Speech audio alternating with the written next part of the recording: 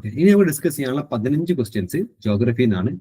ജോഗ്രഫിയിൽ നിന്ന് ചോദിച്ച ചോദ്യങ്ങളെല്ലാം ഭയങ്കര ടൈറ്റ് ചോദ്യങ്ങളാണ്. ഓക്കെ, കാരണം കോൺസ്റ്റിറ്റ്യൂഷനും പബ്ലിക് അഡ്മിനിസ്ട്രേഷനും കമ്പാരിറ്റീവ്ലി എളുപ്പമായിരുന്നു, ഹിസ്റ്ററിയും കമ്പാരിറ്റീവ് എളുപ്പമായിരുന്നു. അതുകൊണ്ട് ജോഗ്രഫി നല്ല ടൈറ്റ് ആണ്. ഏകദേശം ഒരു സിവിൽ സർവീസിന്റെ ഒക്കെ ഒരു പാറ്റേണിലാണ് അവർ ജോഗ്രഫി എന്നുള്ള ക്വസ്റ്റ്യൻസ് ഇട്ടിട്ടുള്ളത്. സോ നമുക്ക് വേഗം അതിന്റെ ആൻസർക്ക് ഡിസ്കസ് ചെയ്തപ്പോൾ 15 ക്വസ്റ്റ്യൻസ് ആണ് ജോഗ്രഫിയിൽ നിന്ന് ചോദിച്ചിട്ടുള്ളത്. Question number 71, list match list 1 with list 2, longitude, dates. Prime meridian 180 degree longitude, Tropic of Cancer 23 degree north latitude, international dateline 0 degree longitude, Arctic Circle 23.5 degree south latitude, Tropic of Capricorn 66 degree north latitude. A, B, C, D. എന്താ answer വരുന്നത്? അക്ഷാംശം, രേഖാംശം തുടങ്ങിയ സംഭവങ്ങൾ ഇതിൽ കേട്ടിട്ടുണ്ടാവും. So ആ ഒരു ഭാഗത്താണ് ഈ ക്വസ്റ്റ്യൻസ് വന്നിട്ടുള്ളത്. So prime Meridian, option A prime Meridian എന്നുള്ളത് 0 ഡിഗ്രി ലോഞ്ചിറ്റ്യൂഡ് ആണ്. സോ ഓപ്ഷൻ എ 3 വരണം. സോ നമുക്ക് എന്താക്കാം, ഇവിടെ എ ഒഴിവാക്കാം, കാരണം ഓപ്ഷൻ എയിൽ മാത്രമാണ് എ 2 വരുന്നത്. സോ ബി, സി, ഡിയിൽ ഏതിലൊന്നേക്കാൾ ആൻസർ വരിക. Tropic of cancer, tropic of cancer 23 degree north ആണ്. Tropic of capricorn 23 degree south latitude ആണ്. So tropic of cancer 23 degree north latitude വരണം. സോ ബി 2 വരണം. സോ എ 3 വരണം, ബി 2 വരണം. സോ ആൻസർ വരുന്നത് ഓപ്ഷൻ ബി ആണ് കേട്ടോ. So prime meridian 0 degree longitude, tropic of cancer 23 degree north latitude, international date line എന്താണ് 180 degree longitude ആണ്. Arctic circle 66 degree north latitude ആണ്. Tropic of capricorn 23 degree south latitude. Okay അല്ലേ? അതൊക്കെ പിന്നെ simple question ആണ്. ജോഗ്രഫിയിൽ നിന്ന് ചോദിച്ച സിമ്പിൾ ക്വസ്റ്റ്യൻസ് ഇത് മാത്രമേ ഉള്ളൂ, ബാക്കിയെല്ലാം നല്ല ടൈറ്റ് ക്വസ്റ്റ്യൻസ് ആണ്. അടുത്ത question, a ship sailing from the eastern extremity of Aleutian Islands to Dutch Harbor crosses the 180 degree meridian at 23.30 hours on January 1st, 1919. What time and date will be recorded by the captain of the ship in his diary after 1 hour journey from the point of crossing of the meridian? Option A, January 1st, 12:30 hours. Option B, January 2, 12:30 hours. Option C, January 3rd, 12:30 hours. Option D, January 4th, 12:30 hours. Actually, ഒരു geography plus മാപ്പ് plus longitude എന്ന് പറയുന്ന ഒരു ഭാഗത്താണ് ഈ ഒരു questions വന്നിട്ടുള്ളത്. ജോഗ്രഫിയുടെ base ആയിട്ടുള്ള question ആണ്. ഇതും കൂളായിട്ട് ആൻസർ ചെയ്യാം. നമ്മള് 6ാം ക്ലാസ്സിലൊക്കെ NCERT വായിച്ചാൽ കൂളായിട്ട് ആൻസർ ചെയ്യാവുന്ന ഒരു ക്വസ്റ്റ്യനും കൂടിയാണ്. ഓക്കെ, ചെറുതായിട്ട് ഈ മാപ്പ് നോളജും വേണം. ഞാൻ അതൊന്ന് എലാബറേറ്റ് ചെയ്യാം. ഓക്കെ, സോ നിങ്ങളൊരു ചിത്രം കാണുന്നുണ്ടോ? ഈ പിന്നെ പസഫിക് ഓഷ്യനിൽ നമുക്കറിയാം ഇവിടെയാണ് അലാസ്കയും അമേരിക്ക ഒക്കെ വരുന്നത്. ഇവിടെ റഷ്യയുടെ ഈസ്റ്റേൺ സൈഡും, റഷ്യയുടെ ഈസ്റ്റേൺ സൈഡും ഉണ്ട്. അതേപോലെ ഇവിടെ അലാസ്കയുടെ ഇടയിലാണ് പസഫിക് ഓഷ്യൻ വരുന്നത്. ഈ പസഫിക് ഓഷ്യനിലാണ് ഇന്റർനാഷണൽ ഡേറ്റ് ലൈൻ വരുന്നത്. ഓക്കെ, ഏകദേശം ഈ ഒരു ഏരിയയിലാണ് ഇന്റർനാഷണൽ ഡേറ്റ് ലൈൻ വരുന്നത്. ഓക്കെ, അപ്പം ഇവിടെ കണ്ടു ഈ ഐലാൻഡുകൾ കണ്ടോ, അലാസ്കയോട് ചേർന്നിട്ടുള്ള ഈ ഒരു ഐലാൻഡുകൾ, ഈ അലാസ്കയോട് ചേർന്നിട്ടുള്ള ഈ ഒരു ഐലാൻഡുകൾക്ക് പറഞ്ഞ പേരാണ് അലീഷ്യൻ ഐലാൻഡ്സ്. ഓക്കെ, ഒരാൾ ഇതാകട്ടെ ഈ ഏകദേശം ഈ ഒരു പിന്നെ കേപ്പ് ന്യൂഹെൻഹാം എന്ന്, അതായത് അലീഷ്യൻ ഐലാൻഡിന്റെ ഈസ്റ്റേൺ പാർട്ടിൽ നിന്നും ഏകദേശം റഷ്യൻ സൈഡിലേക്ക് ഇങ്ങോട്ടേക്ക് പോയിക്കൊണ്ടിരിക്കുകയാണ്. ഓക്കെ, ഇവിടെയാണ് ഡച്ച് ഹാർബർ വരുന്നത്. സോ ഇങ്ങനെ ഒരാള് എന്താണ് ഈ ഒരു ഡയറക്ഷനിൽ വന്നുകൊണ്ടിരിക്കുകയാണ്. അപ്പൊ ഇതിലൂടെയാണ് എന്ത് കടന്നു പോകുന്നത്? ഇന്റർനാഷണൽ ഡേറ്റ് ലൈൻ കടന്നു പോകുന്നത്. ഇന്റർനാഷണൽ ഡേറ്റ് ലൈനിന്റെ പ്രത്യേകത 180 ഡിഗ്രി ലോഞ്ചിറ്റ്യൂഡ് ആണ് international date line. International date ലൈനിന്റെ പിന്നെ ഈസ്റ്റേൺ സൈഡിൽ ഇപ്പം ജനുവരി 1 ആണെങ്കിൽ അതിന്റെ വെസ്റ്റേൺ സൈഡിൽ ജനുവരി 2 ആയിരിക്കും, ഒരു ദിവസം മുന്നോട്ടായിരിക്കും. ഓക്കെ, ശ്രദ്ധിക്കുക, ഈ പിന്നെ അലാസ്കയിൽ ജനുവരി 1 ആണെങ്കിൽ റഷ്യയുടെ ഈ സൈഡിൽ ജനുവരി 2 ആയിരിക്കും ഡേറ്റ് ഉണ്ടാകുക. കാരണം ഇതിലൂടെ എന്ത് കടന്നു പോകുന്നുണ്ട്?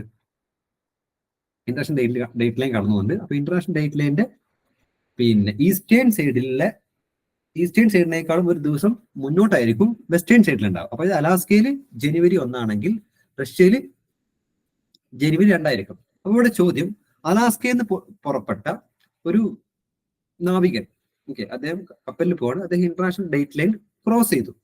അവിടെ ചോദ്യം നൽകുന്നത് രാത്രി 11:30 പിന്നെ ഇദ്ദേഹം എന്ത് ചെയ്യാൻ പോവാണ്, ഇത് 180 ഡിഗ്രി കടക്കാൻ പോവാണ്. അപ്പം അലീഷൻ ഐലാൻഡിൽ ഡച്ച് ഹാർബറിലേക്ക് ഒരാൾ പോയി രാത്രി 11:30ക്കാണ് പോകുന്നത്. അപ്പൊ രാത്രി 11:30 അയാൾ പുറപ്പെട്ടു, ഇന്റർനാഷണൽ ഡേറ്റിലേക്ക് കടന്നു. അപ്പൊ നോക്കൂ, പിന്നെ ഇദ്ദേഹം പോയത് 1999 ജനുവരി 1 പോകുന്നത്.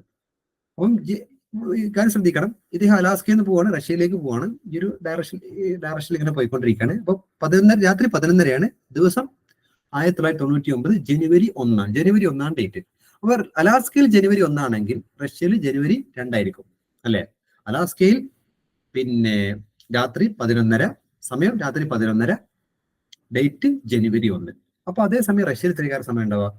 രാത്രി 11:30, പക്ഷെ ജനുവരി 2. ഓക്കെ. അപ്പൊ ഇദ്ദേഹം കടക്കുന്ന സമയത്ത് രാത്രി 11:30 12 മണിയായി കഴിഞ്ഞാൽ 12 മണിയോടുകൂടിയാണ് ഇദ്ദേഹം കടക്കുന്നത്. അപ്പൊ എന്ത് ചെയ്യും? ഇവിടെ ജനുവരി 2, അലാസ്കയിൽ ജനുവരി 2 അപ്പൊ റഷ്യയിൽ എത്രക്കാരം? ജനുവരി 3. മനസ്സിലാവുന്നുണ്ടോ? അതായത് അലാസ്കയേക്കാളും ഒരു ഡേ കൂടുതലായിരിക്കും റഷ്യയിൽ ഉണ്ടാവും. ഇവിടെ ജനുവരി 2 അവിടെ പിന്നെ ജനുവരി 3. അപ്പൊ ഇദ്ദേഹം ജനുവരി 1 രാത്രി 11:30 പോകുന്നു. അദ്ദേഹം പിന്നെ ഇപ്പുറം കടക്കുമ്പോഴേക്കും ജനുവരി 2 ആവണ്ടേ, പക്ഷെ ജനുവരി 2 ജനുവരി 3 അവിടെ ഉണ്ടാവുക. കാരണം എന്താ? അലാസ്കയിൽ അപ്പൊ ജനുവരി 11:30 കഴിഞ്ഞ് ജനുവരി 2 ജനുവരി 2 ഇപ്പുറത്ത് ജനുവരി 3. സോ ഇവിടെ കറക്റ്റ് ആൻസർ വരുന്നത് ഓപ്ഷൻ സി, ജനുവരി 3 12:30 hours, ജനുവരി 3 രാത്രി 12:30. ഓക്കെ അല്ലേ? സോ ഇന്റർനാഷണൽ ഡേറ്റ് ലൈനും പ്രൈമറി ഡേറ്റിനൊക്കെ നമുക്ക് എന്താക്കാം, ജോഗ്രഫിയുടെ ക്ലാസ്സുകളിൽ പഠിക്കാം. ഓക്കെ റെഡോ? ഏകദേശം കൺസെപ്റ്റ് ക്ലിയർ ആയോ?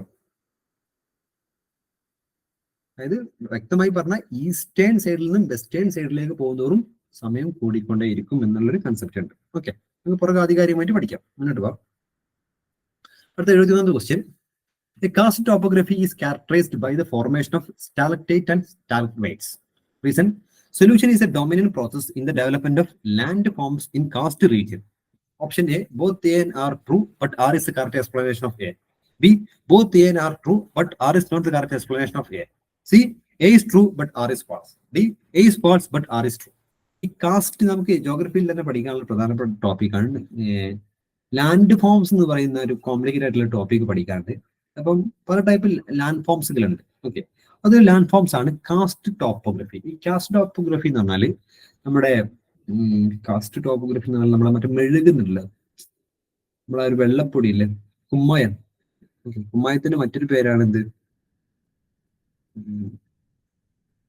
ഓക്കെ, കുമ്മായം മനസ്സിലായല്ലോ. ഓക്കെ, ഈ കുമ്മായം ഉള്ള സ്ഥലങ്ങളിൽ കാണപ്പെടുന്ന പിന്നെ ടോപ്പോഗ്രഫിയാണ് കാസ്റ്റ് ടോപ്പോഗ്രഫി. ഓക്കെ, കുമ്മായം ഇങ്ങനെ പിന്നെ എന്താ പറയാ, ഒരു കൂർത്ത് പല്ല് പോലെയൊക്കെ, ദിനോസറിന്റെ ഒക്കെ പല്ല് പോലെ ഇങ്ങനെ ഉന്തി വരും. ആ ഒരു പിന്നെ ഏരിയക്ക് പറഞ്ഞ പേരാണ് കാസ്റ്റ് ടോപ്പോഗ്രഫി.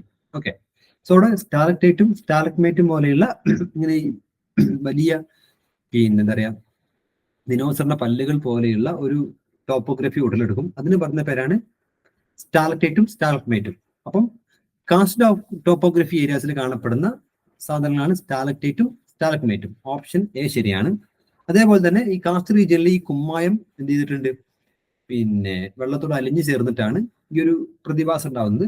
എയും ബിയും ശരിയാണ്, പക്ഷെ എയുടെ കറക്റ്റ് എക്സ്പ്ലനേഷൻ അല്ല ബി. കാരണം ഇത് കുമ്മായം മണ്ണിൽ അലിഞ്ഞത് കൊണ്ടല്ല, അല്ലെങ്കിൽ കുമ്മായം വെള്ളത്തിൽ അലിയുന്നത് കൊണ്ടല്ല, സൊല്യൂഷൻ കൊണ്ടല്ല ഈ കാസ്റ്റ് ടോപ്പോഗ്രഫി ഉണ്ടാവുന്നത്. രണ്ടും ഇൻഡിവിജ്വലി ട്രൂ ആണ്, പക്ഷെ ഒന്നാമത്തെ കറക്റ്റ് എക്സ്പ്ലനേഷൻ അല്ല. ഓക്കെ, സോ കാസ്റ്റ് ടോപ്പോഗ്രഫി കുറച്ച് കോംപ്ലിക്കേറ്റഡ് ആയിട്ടുള്ള കൺസെപ്റ്റ് ആണ്. നമുക്ക് ജോഗ്രഫിയുടെ ക്ലാസ്സിൽ ഡിസ്കസ് ചെയ്യാം. ബോറ കേവ്സുകളൊക്കെ അതിന്റെ എക്സാമ്പിൾ ആണ്.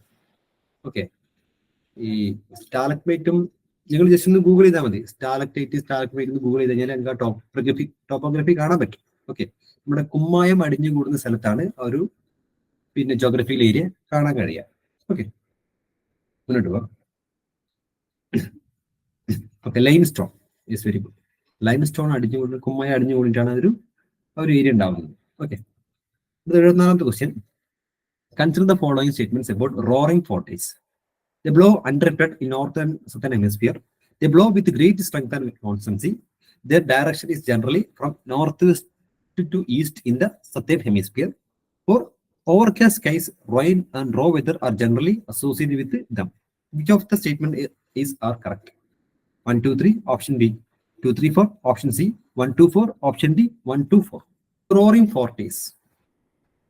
നമുക്ക് ഈ ഒരു ടോപ്പിക്കും പഠിക്കാനുണ്ട്. ഭൂമിയിൽ പല ടൈപ്പ് വിൻഡുകളുണ്ട്. അതിൽ പെർമനന്റ് വിൻഡുകൾ തന്നെ ഉണ്ട്. ഓക്കെ, അതിൽപ്പെട്ട ഏറ്റവും പ്രധാനപ്പെട്ട വിൻഡാണ് വെസ്റ്റേർലി വിൻഡ്. ഈസ്റ്റേർലി ഉണ്ട്, വെസ്റ്റേർലി വിൻഡ് ഉണ്ട്. അതായത് ഭൂമിയുടെ നോർത്ത് സൗത്ത് ലാറ്റിറ്റ്യൂഡിൽ 50 ഡിഗ്രിക്കും 40 ഡിഗ്രിക്കും ഇടയിലാണ് ഈ റോറിംഗ് ഫോർട്ടീസ് രൂപപ്പെടുന്നത്. ഓക്കെ, അതായത് ഈ വെസ്റ്റേർലീസ്, റോറിംഗ് ഫിഫ്റ്റീസ്, ഫ്യൂരിയസ് ഫിഫ്റ്റീസ്, അങ്ങനെ പല പേരുകളുണ്ട്. നല്ല കാറ്റുകളാണ്. ഓക്കെ, അതായത് വെസ്റ്റേൺ ഡയറക്ഷനിലാണ് അത് ചെയ്യുന്നത്, മൂവ് ചെയ്യുന്നത്. ഓക്കെ, അതായത് ഈ ഹോഴ്സ് ലാറ്റിറ്റ്യൂഡിൽ നിന്ന് പോളാർ ഫ്രണ്ടിലേക്ക്, ഓക്കെ, നോർത്തിലും അതേപോലെ തന്നെ സൗത്തിലും വീശുന്ന കാറ്റുകളാണ് ഈ വെസ്റ്റേർലി എന്ന് പറയാം. ഓക്കെ, അപ്പൊ വെസ്റ്റേർലിക്ക് റോറിംഗ് ഫോർട്ടീസ് എന്ന പേരുണ്ട്, അതുപോലെ ഫ്യൂരിയസ് ഫിഫ്റ്റീസ് എന്ന പേരൊക്കെ ഉണ്ട്. ഓക്കെ, അപ്പം ഭൂമിയുടെ ഒരു പെർമനന്റ് വിൻഡാണ് വെസ്റ്റേർലി എന്ന് മനസ്സിലാക്കുക. വെസ്റ്റേർലി 40 ഡിഗ്രിക്കും 50 ഡിഗ്രിക്കും ഇടയിലുള്ള വെസ്റ്റേർലി വിൻഡിനാണ് റോറിംഗ് ഫോർട്ടീസ് എന്ന് പറയാം. ഓക്കെ, സോ ഇവിടെ ശ്രദ്ധിക്കുക, ഇവിടെ ഒന്നാം സ്റ്റേറ്റ്മെന്റ്, ഈ നോർത്തേൺ ഹെമിസ്ഫിയറിലും സതേൺ ഹെമിസ്ഫിയറിലും ഈ റോറിംഗ് ഫോർട്ടീസ് അൺഇൻറ്ററപ്റ്റഡ് ആയിട്ട് ആരും തടയാതെ പോകുന്നുണ്ട് എന്ന് പറയുന്നത് തെറ്റാണ്. കാരണം സതേൺ ഹെമിസ്ഫിയർ നമുക്കറിയാം എന്താണ്, ഏകദേശം ഫുള്ള് കടലാണ്. സതേൺ ഹെമിസ്ഫിയറിൽ ഏകദേശം കടലാണ്, അതുകൊണ്ട് തന്നെ ഈ കാറ്റുകൾ തടയാൻ ആരുമില്ല. പക്ഷെ നോർത്തേൺ ഹെമിസ്ഫിയർ കൂടുതലും ലാൻഡ് മാസുകളുണ്ട്. ഓക്കെ, ഏഷ്യ വൻകരയൊക്കെ സ്ഥിതി ചെയ്യുന്നുണ്ട്. അതുകൊണ്ട് തന്നെ അവിടെ ധാരാളം നിർമ്മിതികളും പിന്നെ കെട്ടിടങ്ങളും മലകളും ഒക്കെ കാണും. അതുകൊണ്ട് തന്നെ അവിടെ റോറിംഗ് ഫോർട്ടീസിനെ പിടിച്ചു നിർത്തും. ഓക്കെ, അപ്പം ഈ സ്റ്റേറ്റ്മെന്റ് തെറ്റാണ്. കാരണം എന്താ, നോർത്തേൺ ഹെമിസ്ഫിയറിൽ റോറിംഗ് ഫോർട്ടീസ് ഇന്ററപ്റ്റ് ചെയ്യപ്പെടും, മലകളൊക്കെ എന്ത് ചെയ്യും, അതിനെ തടയും. പക്ഷെ സതേൺ ഹെമിസ്ഫിയറിൽ കൂടുതലും കടലായതുകൊണ്ട് തന്നെ അതിനെ തടയാൻ ആരുമില്ല. സോ നോർത്തേൺ ഹെമിസ്ഫിയറിൽ അത് ഇന്ററപ്റ്റഡ് ആണ്, പക്ഷെ സതേൺ ഹെമിസ്ഫിയറിൽ അത് അൺഇൻറ്ററപ്റ്റഡ് ആണ്. അതുകൊണ്ട് ഒന്നാം സ്റ്റേറ്റ്മെന്റ് തെറ്റാണ്. ഓക്കെ, ഒന്നിട്ട് തന്നെ എ ഒഴിവാക്കാം, സി ഒഴിവാക്കാം, ഡി ഒഴിവാക്കാം. സോ ഓപ്ഷൻ ബി 2, 3, 4 ആണ് കറക്റ്റ്. ബാക്കി എല്ലാ സ്റ്റേറ്റ്മെന്റും ശരിയാണ്. ഈ ട്രേഡ് വിൻഡുകൾ നമുക്ക് അടുത്ത ക്ലാസ്സിൽ പഠിക്കാനുണ്ട്. ട്രേഡ് വിൻഡുകളുണ്ട്, വെസ്റ്റേർലീസ് ഉണ്ട്, ഈസ്റ്റേർലീസ് ഉണ്ട്, ജെറ്റ് സ്ട്രീമുകളുണ്ട്. ഓക്കെ, അങ്ങനത്തെ പെർമനന്റ് വിൻഡുകൾക്ക് പുറമെ സീസണൽ വിൻഡുകളുണ്ട്, അതേപോലെ തന്നെ ലോക്കൽ വിൻഡുകളുണ്ട്. അങ്ങനെ ഡിഫറെന്റ് ടൈപ്സ് ഓഫ് വിൻഡുകളെ പറ്റി പഠിക്കാനുണ്ട്. ആ ഒരു ടോപ്പിക് എന്നാണ് ഈ ക്വസ്റ്റ്യൻസ് വന്നിട്ടുള്ളത്. സോ 9ാം ക്ലാസ്സിലെയും 11ാം ക്ലാസ്സിലെയും NCERT ജോഗ്രഫി ബേസ്ഡ് ആയിട്ടാണ് ഈ ഒരു ക്വസ്റ്റ്യൻസ് വന്നിട്ടുള്ളത്. ഓക്കെ, മുന്നോട്ട് പോകാം. അടുത്ത ക്വസ്റ്റ്യൻ സിമ്പിൾ ആണ്. For short time climatic prediction which one of the following events detached in the last decade is associated with the occasional weak monsoon rains in the Indian subcontinent. Indian സബ് കോണ്ടിനെന്റിൽ monsoon ആണ് ഏറ്റവും പ്രധാനപ്പെട്ട rain season. ഈ monsoon റെയിനെ കുറക്കുന്ന പ്രതിഭാസം ഏതാണ്? La Nina, movement of jet streams, El Nino and southern oscillation, greenhouse effect on global level. നമ്മൾ ഈ വർഷവും നമുക്ക് മഴ കുറവായിരുന്നു, അത് ഈ ഒരു പ്രതിഭാസം നടന്നതുകൊണ്ടാണ്. ന്യൂസുകളിലൊക്കെ ഉണ്ടായിരുന്നു. കറക്റ്റ് ആൻസർ വരുന്നത് എൽ നിനോയാണ് കേട്ടോ. ശ്രദ്ധിക്കുക, എൽ നിനോ വന്നു കഴിഞ്ഞാൽ, എൽ നിനോ എന്താ ലാനിന എന്താന്നുള്ളത് നമ്മൾ ജോഗ്രഫിയിൽ ആധികാരികമായിട്ട് മാപ്പോട് കൂടി പഠിക്കേണ്ട സാധനമാണ്. എൽ നിനോ എന്ന് പറഞ്ഞു കഴിഞ്ഞാൽ നിങ്ങൾ ഇത്ര മാത്രം മനസ്സിലാക്കുക, ഇന്ത്യൻ മൺസൂൺ വീക്കാവും, നമുക്ക് ലഭിക്കേണ്ട മഴ കിട്ടത്തില്ല. പക്ഷെ ലാനിന വന്നു കഴിഞ്ഞാൽ നമുക്കിപ്പോ ഒരു വർഷം ഒരു 300 സെന്റിമീറ്റർ മഴയാണ് വരുന്നതെങ്കിൽ, ലാനിനാണ് വരുന്നതെങ്കിൽ 500, 600 നമുക്ക് ആവശ്യത്തിലധികം മഴ കിട്ടും. അപ്പൊ നമുക്ക് ആവശ്യത്തിലധികം മഴ കിട്ടുന്ന പ്രതിഭാസമാണ് ലാനിന.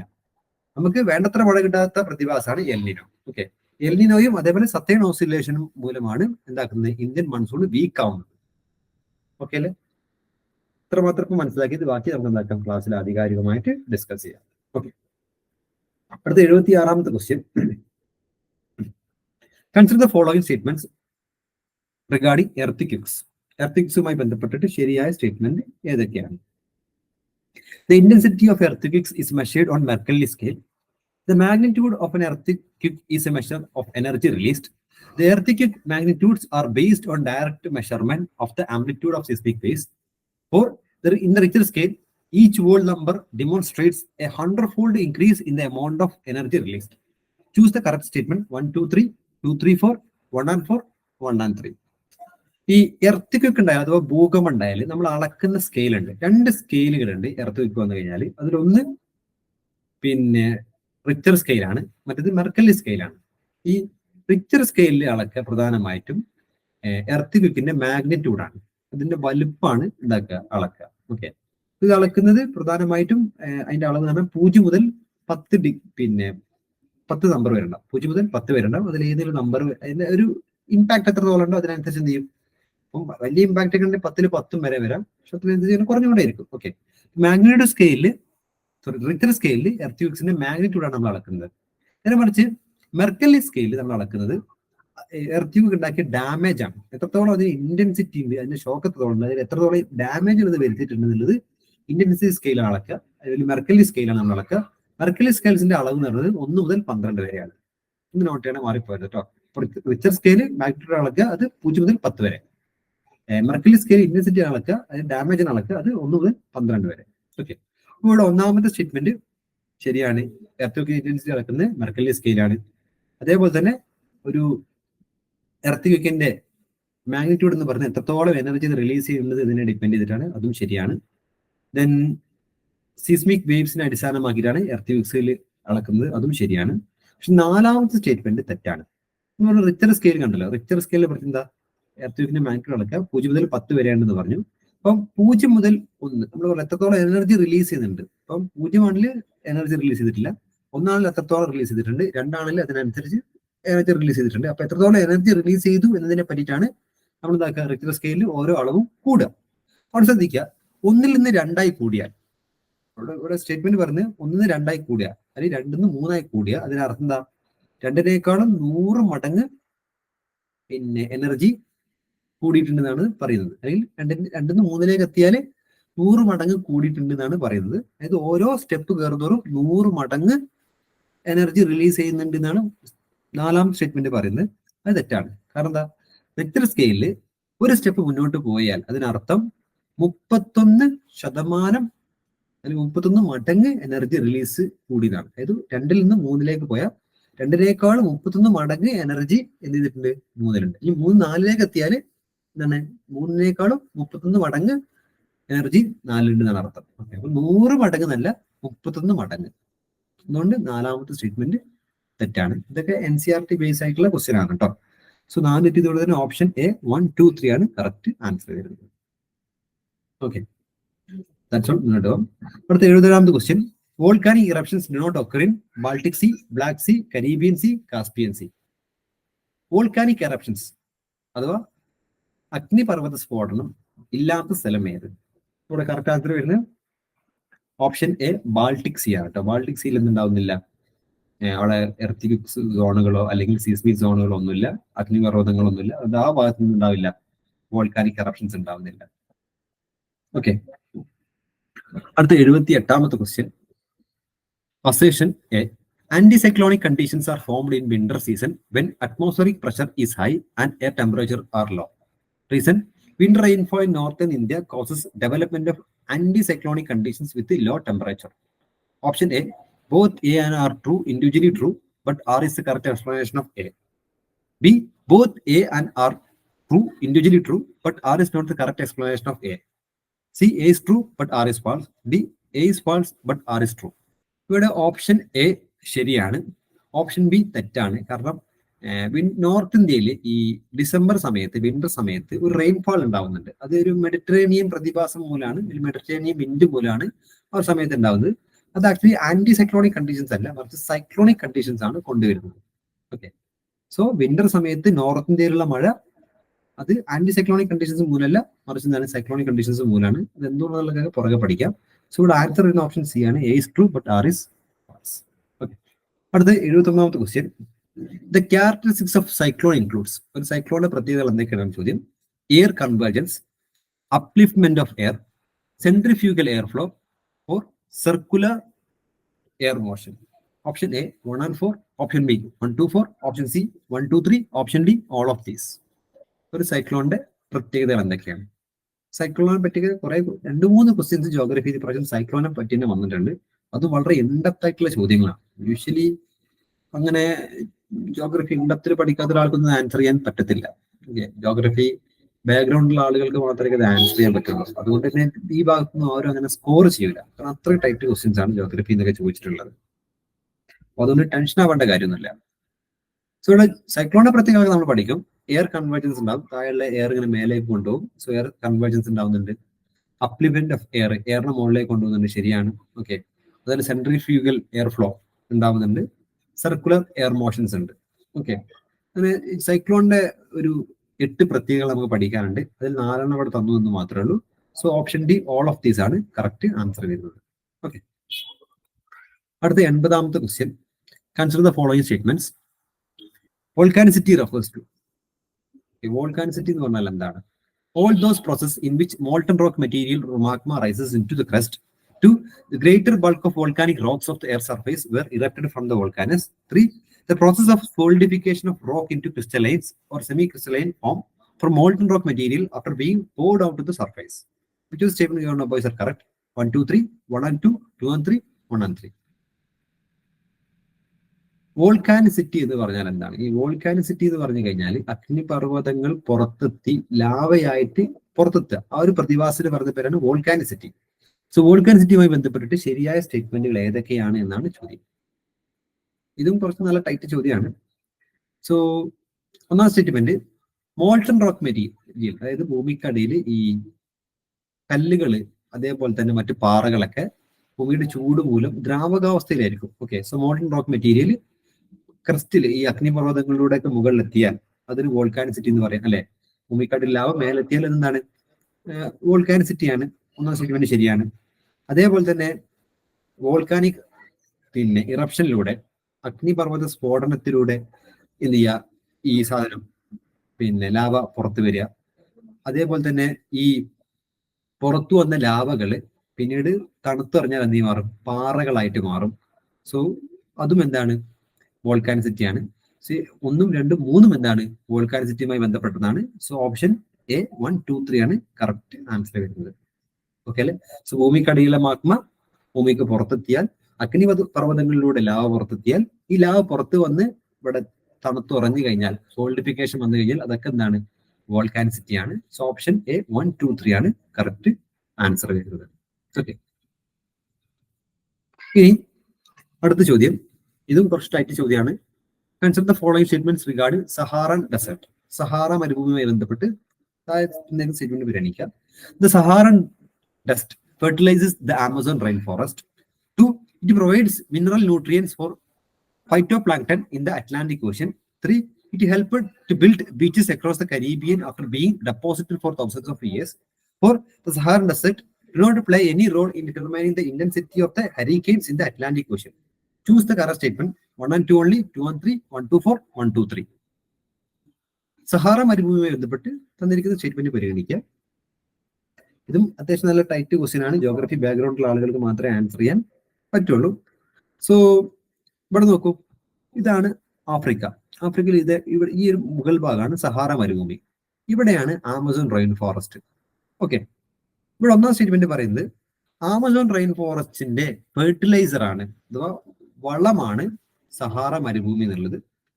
ഒന്നാമത്തെ സ്റ്റേറ്റ്മെന്റ് ശരിയാണ്. കാരണം ശക്തമായിട്ടുള്ള കാറ്റ് മൂലം ഈ സഹാറ മരുഭൂമിയിൽ നിന്നുള്ള മണലുകൾ അല്ലെങ്കിൽ പൊടിപടലങ്ങൾ കാറ്റ് എവിടെ കൊണ്ടുപോയിടും? ആമസോൺ റെയിൻ ഫോറസ്റ്റിൽ കൊണ്ടുപോയിടും. ഓക്കെ, ചെറിയ ചെറിയ മണൽത്തരികൾ എന്ത് ചെയ്യും? സഹാറയിൽ നിന്നുള്ള സഹാറ മരുഭൂമിയിൽ നിന്നുള്ള മണൽത്തരികൾ ശക്തമായിട്ടുള്ള കാറ്റില് ആയിരക്കണക്കിന് കിലോമീറ്റർ സഞ്ചരിച്ച് എവിടെ പോയെത്തും? ആമസോൺ റെയിൻ ഫോറസ്റ്റിൽ പോയി വീഴും. ഓക്കെ, അപ്പൊ ഈ മണൽത്തരികളിൽ കാൽസ്യം ഉണ്ട് നന്നായിട്ട്. ഈ കാൽസ്യം ആമസോണിലെ മരങ്ങളുടെ വളർച്ചയ്ക്ക് വളരെയേറെ ആവശ്യമുള്ളൊരു ഘടകമാണ്. ഓക്കെ, ആ ഒരു കാൽസ്യം ഉണ്ടെങ്കിൽ ആമസോൺ റെയിൻ ഫോറസ്റ്റിലെ മരങ്ങൾക്ക് നല്ല ഒരു വളർച്ച കിട്ടുള്ളൂ. ഓക്കെ, അപ്പൊ സഹാറ മരുഭൂമി ആമസോൺ റെയിൻ ഫോറസ്റ്റിലെ മരങ്ങൾക്കുള്ള ഒരു ഫെർട്ടിലൈസർ ആയിട്ട് ആക്ട് ചെയ്യുന്നുണ്ട്. കാറ്റ് ഇവിടുന്ന് കൊണ്ടുപോയിടുന്ന മണൽത്തരികളിലുള്ള കാൽസ്യത്തിന്റെ അംശം വെച്ചിട്ടാണ് ആമസോൺ റെയിൻ ഫോറസ്റ്റ് പ്രവർത്തിക്കുന്നത്. അപ്പൊ ഒന്നാമത്തെ സ്റ്റേറ്റ്മെന്റ് ശരിയാണ്. ഈ മണൽത്തരിയുടെ അളവ് എന്ന് പറയുന്നത് വലിയൊരു അളവാട്ടോ. ഒരു വർഷം 10 ടണ്ണിലധികം മണൽത്തരികൾ 10,000 ടണ്ണിലധികം മണൽത്തരികൾ ആമസോൺ റെയിൻ ഫോറസ്റ്റിൽ എത്തുന്നുണ്ട്. ഓക്കെ, അപ്പൊ അത്രക്കും ബൾക്ക് ക്വാണ്ടിറ്റി കൊണ്ടുപോകുന്നുള്ള കാര്യം നോട്ട് ചെയ്യണം. അപ്പൊ ഒന്നാമത്തെ സ്റ്റേറ്റ്മെന്റ് ശരിയാണ്. 2. It provides mineral nutrients four phytoplankton in the Atlantic ocean. നമ്മൾ പറഞ്ഞല്ലോ, ഈ സഹാറ മരുഭൂമിയിൽ നിന്നുള്ള മണൽത്തരികൾ ആമസോണിലേക്ക് പോകുന്ന സമയത്ത് ആണ് അറ്റ്ലാന്റിക് ഓഷ്യന് കുറുകെയാണ് പോവുക. അപ്പൊ ഈ അറ്റ്ലാന്റിക് ഓഷ്യനിൽ വീഴുന്ന മണൽത്തരികള്, ആ മണൽത്തരികൾ നമ്മൾ കാൽസ്യത്തിന്റെ എലമെന്റ്സ് ഉണ്ടെന്ന് പറഞ്ഞു. സോ അറ്റ്ലാന്റിക് ഓഷ്യനിലെ ഫൈറ്റോപ്ലാങ്ക്ടൺ, ഓക്കെ, അഥവാ സൂക്ഷ്മാണുക്കൾക്ക് അതൊരു ഭക്ഷണമായിട്ട് മാറുന്നുണ്ട്. അതും ശരിയാണ്. 1, 2 ശരിയാണ്. പക്ഷെ മൂന്നാമത്തെ സ്റ്റേറ്റ്മെന്റ് തെറ്റാണ്. അതായത് ഏകദേശം ഈ ഒരു ഭാഗത്താണ് കരീബിയൻ, വെസ്റ്റ് ഇൻഡീസ്, സിംബാബ്വെ പോലെയുള്ള കരീബിയൻ ഐലാൻഡ്സ് വരുന്നത്. ഈ ഒരു ഭാഗത്താണ്. ഈ കരീബിയൻ ഐലാൻഡിലെ ബീച്ചുകൾക്ക് കാരണം സഹാറയാണെന്നാണ് പറയുന്നത്. അത് തെറ്റാണ്. സഹാറ മരുഭൂമിയിൽ നിന്നുള്ള മണൽത്തരികൾ കാറ്റ് കൊണ്ടിട്ടിട്ടല്ല പിന്നെ കരീബിയൻ ബീച്ചുകൾ ഉണ്ടായത്. അത് ആക്ച്വലി പിന്നെ തിരമാലകളുടെ പ്രവർത്തന ഫലമായിട്ടാണ് ഉണ്ടായത്. അതുകൊണ്ട് മൂന്നാമത്തെ സ്റ്റേറ്റ്മെന്റ് തെറ്റാണ്. അതേപോലെ തന്നെ അറ്റ്ലാന്റിക് ഓഷ്യനിൽ ചുഴലിക്കാറ്റുണ്ടാവാൻ, ഹരിക്കെയിൻ ഉണ്ടാവാൻ സഹാറ മരുഭൂമിയിലെ മണൽത്തരികൾ, ഈ മണൽത്തരികളിൽ അല്ലെങ്കിൽ ഡസ്റ്റുകളാണ് അറ്റ്ലാന്റിക് ഓഷ്യനിലെ പിന്നെ ഹരിക്കെയിൻസിന്, ചുഴലിക്കാറ്റുകൾ കാരണമാകുന്നത്. അപ്പൊ അത് കാരണമാകുന്നില്ല എന്ന് പറഞ്ഞുകൊണ്ട് 4 തെറ്റാണ്. സോ 1, 2 ശരിയാണ്, 3, 4 തെറ്റാണ്. സോ ഓപ്ഷൻ എ 1 and 2 ആണ് കറക്റ്റ് ആൻസർ വരുന്നത്. ഓക്കെ, ഇത് നല്ല ടൈറ്റ് ക്വസ്റ്റ്യൻ ആണെന്നുള്ള കാര്യം നോട്ട് ചെയ്യാം. അടുത്ത് വളരെ സിമ്പിൾ ആയിട്ടുള്ള ക്വസ്റ്റ്യൻ ആണ്. ഇതിൽ വാട്ടർഫോൾ ഏത് റിവറിലാണ് സ്ഥിതി ചെയ്യുന്നുള്ള ചോദ്യമാണ്. ചിത്രകൂട് വാട്ടർഫോൾ, ഇന്ദ്രാവതി, ദൂദ്സാഗർ, സുഹരി, Jog, Sharavathi, Athirappilly, Chalakudy. Which of the pairs given above are correctly matched? 1, 2, 3, 1, 3, 4, 3 and 4, 1, 2, 3, 4. Okay, so ഇവിടെ ചിത്രകൂട് വാട്ടർഫാൾ സ്ഥിതി ചെയ്യുന്നത് ഇന്ദ്രാവതി റിവറിലാണ്. അത് ഛത്തീസ്ഗഡിലാണ് സ്ഥിതി ചെയ്യുന്നത്. സോ ഒന്നാമത്തെ സ്റ്റേറ്റ്മെന്റ് ശരിയാണ്. സോ ചിത്രകൂട് ഇന്ദ്രാവതി റിവറിലാണ്, അത് ഛത്തീസ്ഗഡിലാണ്. ഒന്നാമത്തെ പേര് ശരിയാണ്. രണ്ട്, ദൂദ് സാഗർ നമ്മൾ കേട്ടിട്ടുണ്ടാവും. ദൂദ് സാഗർ സ്ഥിതി ചെയ്യുന്നത് ഗോവയിലെ മണ്ഡോവി റിവറിലാണ്. അതുകൊണ്ട് രണ്ടാമത്തെ സ്റ്റേറ്റ്മെന്റ് തെറ്റാണ്. ദൂദ് സാഗർ മണ്ഡോവി റിവറിലാണ്, അല്ല സുഹരി റിവറിലല്ല. അതുകൊണ്ട് രണ്ടാമത്തെ സ്റ്റേറ്റ്മെന്റ് തെറ്റാണ്. മൂന്നാമത്തെ സ്റ്റേറ്റ്മെന്റ് ജോഗ് വാട്ടർഫാൾ. ഇന്ത്യയിലെ ഏറ്റവും വലിയ വാട്ടർഫാൾ ജോഗ് വാട്ടർഫാൾ ആണ്. ജോഗ് വാട്ടർഫാളിന്റെ മറ്റൊരു പേരാണ് കർഷപ്പ വാട്ടർഫാൾ. അത് സ്ഥിതി ചെയ്യുന്നത് ശരാവതി റിവറിലാണ്. ഓക്കെ, സോ മൂന്നാമത്തെ സ്റ്റേറ്റ്മെന്റ് ശരിയാണ്. അതുപോലെ ആതിരപ്പള്ളി വാട്ടർഫാൾ നമുക്കറിയാം ചാലക്കുടിയിലാണ് സ്ഥിതി ചെയ്യുന്നത്. സോ 1, 3, 4 ആണ് കറക്റ്റ് ആൻസർ. ഓപ്ഷൻ ബി ആണ് ഇവിടെ കറക്റ്റ് ആൻസർ വരുന്നത്. ഓക്കെ, സിമ്പിൾ ക്വസ്റ്റ്യൻ ആണ്, മുന്നോട്ട് പോകാം. അടുത്ത, where is the Cherrapunji scarp located? Cherrapunji സ്ഥിതി ചെയ്യുന്നത് എവിടെയാണ്? Jaintia Hills, Garo Hills, Khasi Hills, Naga Hills. Garo, Khasi, Jaintia ഇത് മൂന്നും മേഘാലയയിലാണ്. സോ ചിറാപുഞ്ചി സ്ഥിതി ചെയ്യുന്നത് കാസി ഹിൽസിലാണ് കേട്ടോ. കാസി ഹിൽസിലാണ് ചിറാപുഞ്ചി സ്ഥിതി ചെയ്യുന്നത്. പണ്ട് കാലത്ത് ഏറ്റവും കൂടുതൽ മഴ കിട്ടിയത് ചിറാപുഞ്ചിയിലാണ്. ചിറാപുഞ്ചി കാസി ഹിൽസിലാണ് സ്ഥിതി ചെയ്യുന്നത്. ഓക്കെ, കാസി ഹിൽസും കാസി, ഗാരോ, ജയന്തിയ ഇത് മൂന്നും മേഘാലയയിലാണ് കേട്ടോ. അടുത്ത് 84ാമത്തെ question. Given below is a list of towns in southern Karnataka. Which town among these can be identified as ghost town? താഴെ പറയുന്ന നഗരത്തിൽ ഏതാണ് ഗോസ്റ്റ് ടൗൺ എന്ന പേരിൽ അറിയപ്പെടുന്നത്? മംഗളൂരു, കുദ്രേമുഖ്, സക്കൽപൂർ, മുദ്ബിദിരി. കർണാടകയിലെ താഴെ പറയുന്ന ഏത് നഗരമാണ് പ്രേത നഗരം, ഗോസ്റ്റ് ടൗൺ എന്ന പേരിൽ അറിയപ്പെട്ടത്? നമ്മളിപ്പം തമിഴ്നാട്ടിൽ ധനുഷ്കോടിയിലൊക്കെ പോയി കഴിഞ്ഞാൽ അവിടെ ധനുഷ്കോടി ഒരു പ്രേത നഗരമാണ്. കാരണം 2003 സുനാമിയോട് കൂടി ആ പ്രദേശങ്ങളൊക്കെ ഒഴിവാക്കി. ഇപ്പൊ അവിടെ മനുഷ്യവാസമല്ല. എന്ന പോലെ പ്രേത നഗരം, മനുഷ്യവാസം ഉപേക്ഷിക്കപ്പെട്ട പ്രേത നഗരം എന്നറിയപ്പെടുന്ന കർണാടകയിലെ സ്ഥലം ഏതാണെന്ന് വെച്ചാൽ കുദ്രേമുഖാണ്. കുദ്രേമുഖിന്റെ പ്രത്യേകത, കുദ്രേമുഖില് ഈ അയണോർ വളരെ ഗണ്യമായിട്ടുണ്ട്. ഓക്കെ, അയണോറിന് അവൈലബിലിറ്റി ഉള്ളത് കൊണ്ട് തന്നെ അവിടെ വലിയ വലിയ മൈനുകളും കാര്യങ്ങളൊക്കെ ഉണ്ടായിരുന്നു. അതുകൊണ്ട് തന്നെ ലാർജ് സ്കെയിൽ ആയിട്ടുള്ള പോപ്പുലേഷൻ ഒരു കാലഘട്ടത്തിൽ കുദ്രേമുഖിലുണ്ടായിരുന്നു. പിന്നീട് ഹൈക്കോടതി ഇടപെടൽ മൂലം കുദ്രേമുഖിലെ അയൺ ഖനനം ഒഴിവാക്കിയതോടുകൂടി അവിടുത്തെ ആളുകളൊക്കെ പതുക്കെ അവിടെ വിട്ട് പോയി. ഓക്കെ, അതുകൊണ്ട് കുദ്രേമുഖിൽ ഇപ്പോൾ മനുഷ്യവാസം ഇല്ലാത്തൊരു പ്രദേശമായിട്ട് മാറി. സോ കർണാടകയിലെ കുദ്രേമുഖ് ആ ഒരു കാരണത്താൽ ഇപ്പം പ്രേത നഗരം എന്ന പേരിൽ അറിയപ്പെടുന്നുണ്ട് കേട്ടോ. സോ ഓപ്ഷൻ ബി ആണ് കറക്റ്റ് ആൻസർ വരുന്നത്. ദെൻ ഇന്നത്തെ ഏറ്റവും അവസാനത്തെ ചോദ്യം, കാരണം ഇനിയുള്ള 15 ക്വസ്റ്റ്യൻസ് മാത്സ് ആണ്. മാത്സ് റീസണിങ്ങും അതിന്റെ ഫാക്കൽറ്റി വേറെ ക്ലാസ്സിൽ ഡിസ്കസ് ചെയ്യും. നമുക്കത് GS പേപ്പറിൽ ഡിസ്കസ് ചെയ്യേണ്ട കാര്യമില്ല. ഇന്നത്തെ ഏറ്റവും അവസാനത്തെ question, consider the following statements. One of the largest flooded areas was those adjacent to the backwaters along the coast. Areas adjoining these wetlands that are normally flood-free were flooded to a large extent. 2. The outlets to the sea, that is poories, sandbanks and spillways, did not have the capacity to evacuate high flood flows from the rivers as they could into the sea and thereby aggravating the floods. 3. The flood situation in the coastal areas was intensified by the Phrygian spring tide during 11-15 August 2018. A sustained strong onshore winds resulting abnormally high sea levels hampered river outflow into the sea and intensified the flood. Which among the following statements listed above are true with regard to Kerala floods of August 2018? 1, 2, 3, 4, 1 and 4, 1, 2, 4, 2 and 3. മേൽ പറഞ്ഞിരിക്കുന്ന കാര്യങ്ങളിൽ ഏതൊക്കെയാണ് 2018 കേരള വെള്ളപ്പൊക്കത്തിന് കാരണമായത്? 2018 വലിയൊരു വെള്ളപ്പൊക്കം ഉണ്ടായിട്ടുണ്ട്. അതിന് കാരണം മേൽ പറഞ്ഞ ഏതെല്ലാം ഫാക്ടേഴ്സ് ആണ്? സോ കേരള ജോഗ്രഫി നമുക്ക് സിലബസിൽ കാര്യമായിട്ട് പഠിക്കാനുണ്ടെങ്കിലും കേരള ജോഗ്രഫി ആ ഒരൊറ്റ ക്വസ്റ്റ്യൻസ് മാത്രമേ ചോദിച്ചിട്ടുള്ളൂ. ഇന്ത്യൻ ഹിസ്റ്ററിയിൽ 2 ക്വസ്റ്റ്യൻസ്, ബാക്കി 13 ക്വസ്റ്റ്യൻസ് ചോദിച്ചത് വേൾഡ് ജോഗ്രഫി എന്നാണ്. ഓക്കെ, അപ്പൊ കഴിഞ്ഞ വർഷത്തെ ക്വസ്റ്റ്യൻസിൽ കേരള ജോഗ്രഫിക്കൊന്നും തീരെ വെയിറ്റേജ് ഇല്ല എന്നുള്ള കാര്യം കൂടി നോട്ട് ചെയ്യാം. ഓക്കെ, അതുകൊണ്ട് തന്നെ ഓവർ ഫോക്കസ് ചെയ്ത് പഠിക്കേണ്ട, സാധാ പി എസ് സിയിലേക്ക് നമ്മൾ പഠിക്കുന്ന പോലെ തന്നെ പഠിച്ച് പോയാൽ മതി. ഓക്കെ, പക്ഷെ ഇന്ത്യൻ ജോഗ്രഫി വേൾഡ് ജോഗ്രഫിക്ക് നല്ല ശ്രദ്ധ കൊടുക്കണം. ഓക്കെ, അപ്പൊ കേരളത്തിൽ വെള്ളപ്പൊക്കത്തിന് കാരണം എന്താ? ഒന്നാമത്തെ കാരണം കഴിഞ്ഞ 2018 വെള്ളപ്പൊക്കം ഉണ്ടായത് പ്രധാനമായിട്ട് കോസ്റ്റൽ ഏരിയാസിലാണ്, അല്ലെ? ചെങ്ങന്നൂരൊക്കെ പോലെയുള്ള കോസ്റ്റൽ ഏരിയാസിലാണ് വെള്ളം ഉണ്ടായത്, അല്ലെ? അതുകൊണ്ട് അതായത് ഈ വെറ്റ്ലാൻഡുകൾ, കായലുകളോട് ചേർന്നിട്ടുള്ള, ബാക്ക്വേർഡേഴ്സിനോട് ചേർന്നിട്ടുള്ള കോസ്റ്റൽ ഏരിയാസിലാണ് കുട്ടനാട്, ചെങ്ങന്നൂരൊക്കെ പോലെയുള്ള കായലോട് ചേർന്നിട്ടുള്ള സ്ഥലങ്ങളാണ്, എറണാകുളത്തൊക്കെ പോലെയുള്ള അത്തരം സ്ഥലങ്ങളിലാണ് വെള്ളപ്പൊക്കം ഉണ്ടായത്. ഒന്നാമത്തെ സ്റ്റേറ്റ്മെന്റ് ശരിയാണ്. രണ്ട്, ഇത്തരം സ്ഥലങ്ങളിൽ ഈ പൂഴീസ്, സാൻഡ് ബാങ്ക്സ്, സ്പിൽവേ തുടങ്ങിയ സാധനങ്ങൾ, വെള്ളം പെട്ടെന്ന് ഒഴുകി പോകാനുള്ള സംവിധാനങ്ങളുണ്ട്. ഈ സംവിധാനങ്ങൾക്ക് ഹൈ ലെവൽ എന്ത് ചെയ്യാൻ പറ്റില്ല, വലിയ രൂപത്തിലുള്ള വെള്ളം കടലിലേക്ക് ഒഴുക്കാൻ പറ്റില്ല. അതും എന്തിന് കാരണമായിട്ടുണ്ട്? വെള്ളപ്പൊക്കത്തിന് കാരണമായിട്ടുണ്ട്. അതുകൊണ്ട് രണ്ടാമത്തെ സ്റ്റേറ്റ്മെന്റ് ശരിയാണ്. മൂന്നാമത്തെ, ഈ ഒരു സമയത്ത് പെരിജിയൻ സ്പ്രിംഗ് ടൈഡ് ഉണ്ട്. ഈ പെരിജി എന്ന് പറഞ്ഞാൽ പെരിജി ഉണ്ട്, അപ്പോജി ഉണ്ട്. പെരിജി എന്ന് പറഞ്ഞു കഴിഞ്ഞാൽ ഈ ചന്ദ്രൻ ഭൂമിയോട് ഏറ്റവും അടുത്ത് നിൽക്കുന്ന പോയിന്റ് ആണ് പെരിജി എന്ന് പറയാം. അതേപോലെ ചന്ദ്രൻ ഭൂമിയിൽ നിന്ന് ഏറ്റവും വിട്ടു നിൽക്കുന്ന ആ പോയിന്റ് പറയുന്ന പേരാണ് അപ്പോജി. അപ്പൊ ആ ഒരു സമയത്ത്, അതായത് ഓഗസ്റ്റ് 11-15 കാലഘട്ടങ്ങളിൽ എന്തുണ്ടായിട്ടുണ്ട്? പെരിജി ഉണ്ടായിട്ടുണ്ട്. അപ്പൊ ഭൂമിയുടെ അടുത്ത് നിൽക്കുന്നത് കൊണ്ട് തന്നെ എന്തുണ്ടാവും?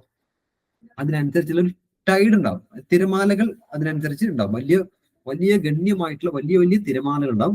അപ്പൊ ആ തിരമാലകൾ കാരണം കോസ്റ്റൽ ഏരിയാസിലേക്ക് നന്നായിട്ട് വെള്ളം അടിച്ചു കയറിയിട്ടുണ്ട്. അതും ശരിയാണ്. അതേപോലെ തന്നെ എന്താണ്, അതേപോലെ തന്നെ കാറ്റിൽ നിന്ന് ഇങ്ങോട്ടേക്ക് ഓൺഷോർ വിൻഡുകൾ ഉണ്ടായിട്ടുണ്ട്. ഓക്കെ, അപ്പൊ കടലിൽ നിന്ന് ഇങ്ങോട്ടേക്കുള്ള കാറ്റുകൾ ഉള്ളത് കൊണ്ട് തന്നെ അത് റിവർ കടലിലേക്കാണ് ഒഴുകി പോവുക. അപ്പൊ ഈ ശക്തമായിട്ടുള്ള കാറ്റ് മൂലം എന്തിനു പറ്റിയിട്ടില്ല? റിവർ പുഴയിലെ വെള്ളത്തിന് പ്രോപ്പറായിട്ട് കടലിലേക്ക് ഒഴുകി എത്താൻ പറ്റിയിട്ടില്ല. അതും എന്തിന് കാരണമായിട്ടുണ്ട്? കേരളത്തിലെ വെള്ളപ്പൊക്കത്തിന് കാരണമായിട്ടുണ്ട്.